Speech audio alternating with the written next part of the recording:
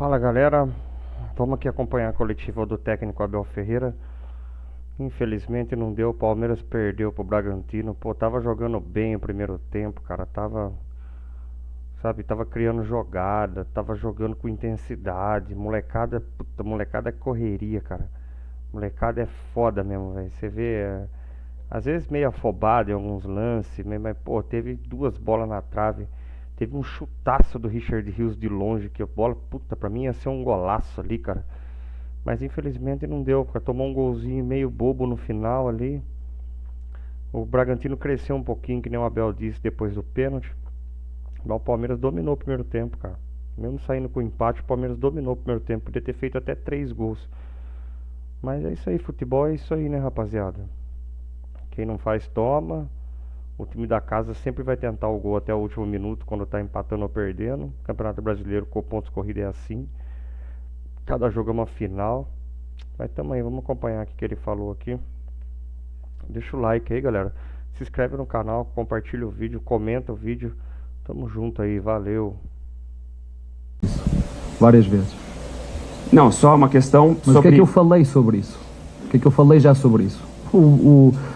Desde que o Luís Castro nos ganhou em nossa casa, foi muito claro para a imprensa. Eu disse o quê? Você lembra-se o que é que eu disse? Que o Botafogo era muito favorito ao título brasileiro porque está disputando só a competição. Dificilmente o Botafogo perde este campeonato. Apesar de sermos nós os atuais campeões em título, somos nós. Até porque temos 3 anos a chegar às meias finais e posso falar em cima da nossa experiência. É um jogo decisivo, é um jogo em nossa casa, é um jogo que vai ter seguramente uma história que só vamos saber no fim e que nós nos vamos preparar para ela. É só isso que eu te posso dizer, porque tudo o resto é o se, e nós não vivemos com os X, vivemos com factos, com realidade, e o que nós controlamos é prepararmos bem esse jogo. Contar com alguns jogadores que jogaram hoje e que seguramente os jogadores que jogaram aqui, é verdade que perdemos, mas aprendemos muito. Esta é uma equipa, vocês viram, e a quantidade de jogadores que são as nossas segundas linhas, são os jogadores que temos, que fizeram uma primeira parte absolutamente extraordinária. Como te disse, foi pena, porque eles mereciam ter chegado ao final da primeira parte com outro resultado, que depois nos garantia uma margem de poder sofrer um golo na segunda parte, e foi pena porque o Bragantino só entrou no jogo após o penalti.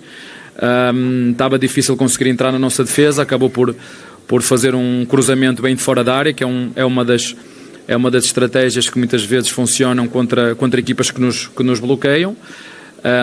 Mas quinta-feira é um jogo diferente, e em nossa casa, com o nosso público, a contar com a ajuda do nosso público, fazer tudo para voltarmos à final novamente.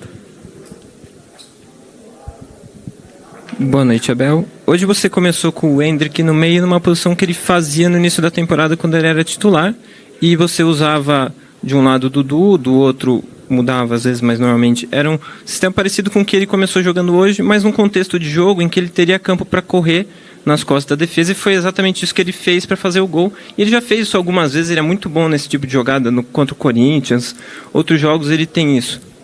Por isso às vezes ele também não é titular, porque esse não é um contexto que ele jogaria? Tira o chapéu para si. Claro que o Endrick, quando é que o Endrick é bom? É isto, é quando tem espaço nas costas, utiliza a sua velocidade, que é a margem de marca dele, o seu drible, a sua finalização. Isto ele é forte. Quando jogas com uma equipa que joga em blocos baixos, com pouco espaço, também nos ajuda. É um jogador que tem 17 anos, volto aqui a referir, quer dizer, se fosse num trabalho normal eu estava impedido de o meter a jogar, certo?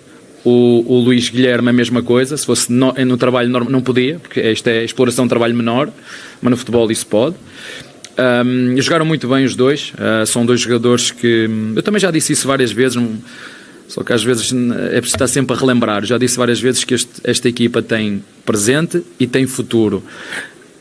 O que às vezes não tem é o futebol brasileiro, não tem é paciência para às vezes alguns erros que se cometem neste processo de formação, de haver jogos que as coisas não nos vão correr tão bem. Por isso é que eu disse que hoje, umas vezes ganhamos, outras vezes aprendemos, e acho que hoje foi um jogo, como te disse, dá os parabéns ao Bragantino, mas nós hoje podíamos ter saído daqui com outro resultado, mas o futebol é isto, o futebol é eficácia, é não cometer deslizes como nós cometemos no primeiro penalti.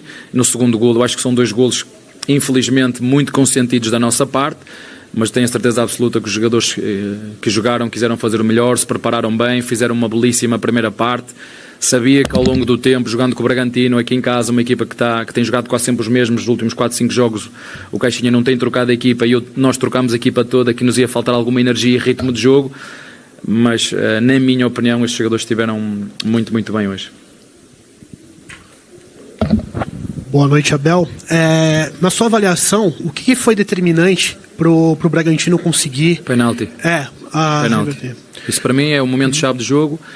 É o penalti que até aos 60 minutos o Bragantino teve uma oportunidade de perigo na primeira parte, até aí 0.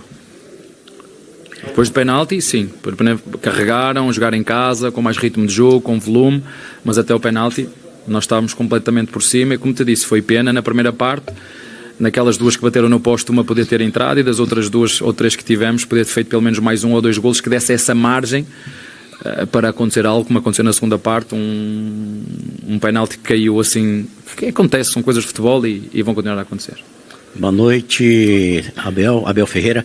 É Álvaro Ribeiro da TV Altiora de Bragança Paulista. Até dentro, você falou dentro do que o Santos do Pelé que tem os títulos, mas o São Paulo Tele Santana também tem, o Cruzeiro também tem, o Grêmio também, todos têm títulos de Libertadores. Essa história do Brasil, quem tem que saber são vocês. Então, até como ilustração, não é só o Santos. Aliás, eu sou santista, sou viúva do Pelé. Vi ele jogar com 6 anos de idade. E aí um detalhezinho importante. Nessas mexidas para poder poupar jogador para Libertadores, não existe o risco de estar queimando etapa com esses jovens jogadores quando perde a partida? Como trabalhar esse emocional dessa garotada? Faz parte. Na nossa vida, não só no futebol como na nossa vida, isto não é comer moço de goiaba.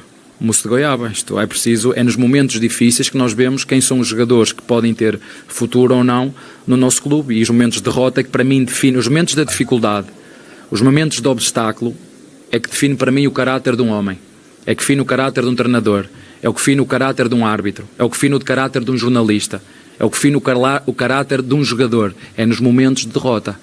É aí que define, porque a ganhar e quando as coisas nos correm bem, nós não precisamos que ninguém nos faça nada, que aí não é? A onda leva, não é? A onda leva. O problema é quando você está no fundo e tem que escalar. Isso é que faz a diferença dos grandes pais, dos grandes filhos, dos grandes treinadores, é nos momentos de derrota.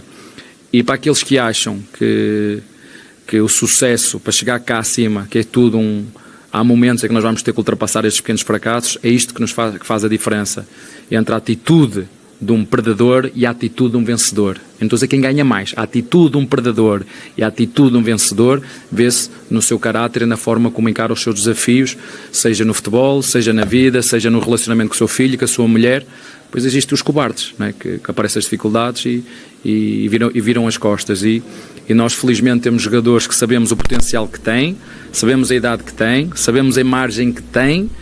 Agora temos que ter todos um bocadinho de paciência e perceber que vai haver dores de crescimento durante este processo. Como te disse, num trabalho normal, eu estaria impedido de utilizar 2 dos jogadores que estou a utilizar agora, não é? Porque supostamente é a exploração de trabalho menor, o que não é o caso, não é? Porque eles adoram e amam fazer aquilo que fazem.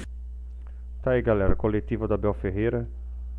Deixa um comentário aí pra falar o que vocês acharam aí. Compartilha o vídeo aí, se inscreve no canal. Eu já falei o que tinha que falar no começo do vídeo ali. Pra mim foi uma coletiva até que normal dele. Teve alguns pontos ali, mas tudo dentro dos limites. Tamo junto, galera, valeu.